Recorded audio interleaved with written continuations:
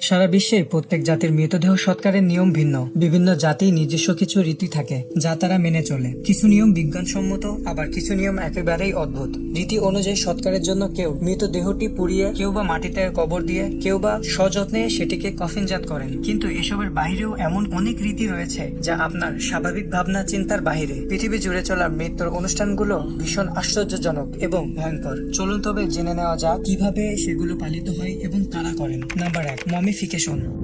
এই ঘটনা আপনার কিছুটা জানা। প্রাচীন মিশরের ফেরাওদের মরদেহ মমি করে সমাধি করা হতো। এই পদ্ধতিতে প্রথমে দেহের অভ্যন্তরীণ সব অঙ্গ প্রত্যঙ্গ বের করা হয়, এরপরে দেহের সব আর্দ্রতা উপসারিত করা হয়, শেষে লম্বা আকৃতির লিলেন কাপড় দিয়ে দেহ মুড়ে ফেলা হয়। তবে আধুনিক মমিফিকেশন পদ্ধতি আলাদা। বর্তমানে মরদেহ সংরক্ষণের জন্য কিছু রাসায়নিক তরল ভর্তি পাত্রে দেহ ডুবিয়ে রাখা হয়। প্রসঙ্গগত উল্লেখযোগ্য এটি মরদেহ সংরক্ষণ পদ্ধতি। Number 2, a dead body after dressing up, অর্থাৎ মৃত্যুর পুনর্জাগরণ। এই অদ্ভুত প্রথা পালন করা হয় মাদাগাস্কারে। প্রতি 5 থেকে 7 বছর পর পর তার নিকটাত্মীয় কবর খুঁড়ে মৃত্যুর ব্যক্তির দেহাবশেষ বের করে আনে। এরপর মৃত ব্যক্তিকে নতুন পোশাক পরানো হয় এবং পারিবারিক ভোজে তাকে বসিয়ে রাখা হয়। এদিন মৃত ব্যক্তিকে নিয়ে গানের তালে তালে নাচতে থাকে। পারিবারিক পুনর্মিলন হিসেবে প্রথাটি দেখা যায়। নাম্বার 3, এন্ডোক্যানিবালিজম। এই বিশেষ মৃত্যু অনুষ্ঠানটি দেখতে পাওয়া যায় অ্যামাজন রেইন ফরেস্টের ইয়ানোমমি প্রজাতির মধ্যে, পাপুয়া নিউ গিনির মেলান্সিয়ানস প্রজাতি এবং ব্রাজিলের ওয়ারিরা প্রজাতির মধ্যে। এখানে একটি মৃতদেহ বা দেহাবশেষকে ভক্ষণ করা হয়। তাদের বিশ্বাস, এই প্রথার মধ্য দিয়ে মৃত ব্যক্তির আত্মা স্বর্গে চলে যাবে। এই জাতির মানুষেরা বিশ্বাস করেন মৃত্যু কোনো স্বাভাবিক ঘটনা নয়, অপরন্তু তারা ভাবেন যে তাদের প্রতিদ্বন্দ্বী গোষ্ঠী কোনো অশুভ আত্মাকে প্রেরণ করেছে। সেই কারণে এই ঘটনা রোধ করার জন্য তারা এই অনুষ্ঠানটি করে থাকেন। এই অনুষ্ঠানটি করার জন্য প্রথমে তারা মৃত ব্যক্তিটিকে পাতা দিয়ে মুড়ে বাড়ি থেকে অল্প দূরে জঙ্গলে নিয়ে আসেন। এরপর মোটামুটি 30 থেকে 45 দিনের মাথায় সেই পচা গলে যাওয়া মৃতদেহ থেকে হাড় সংগ্রহ করে নিয়ে আসেন। এরপর কলা দিয়ে বানানো এক ধরনের স্যুপের মধ্যে মৃতদেহের ছাই মিশিয়ে গোষ্ঠীর সকলে সেটি পান করে। কি ভয়ঙ্কর ব্যাপার, একটু ভাবুন। তবে এই নিয়ম শুধুমাত্র গোষ্ঠীর শিশু ও মহিলারা পালন করেন। Number 4, Tibetan Buddhist celestial burials or sky burial. এই সৎকার অনুষ্ঠানটি তিব্বতী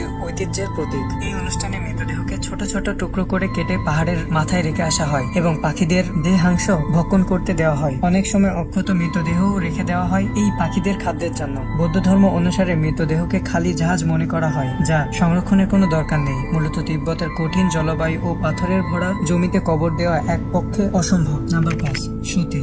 উপযুক্ত কারণে হিন্দু ধর্মে সতীদাহ প্রচলন বর্তমানে নিষিদ্ধ। তবুও একটা সময় এই নিষ্ঠুর ও অমানবিক সৎকার হিন্দু ধর্মের এক সনাতনী ঐতিহ্য হিসেবেই মানা হতো। এই রীতি অনুযায়ী মৃত ব্যক্তির স্ত্রীকে বধূ বেশে সাজিয়ে একই চিতায় মৃত্যুবরণ করতে হতো। সেই সময় দাবি করা হতো সতীদাহ প্রথার মাধ্যমে মৃত স্ত্রী সতী রূপে স্বর্গ লাভ করবে। নাম্বার 6, ফাইকিং ফিনারেল।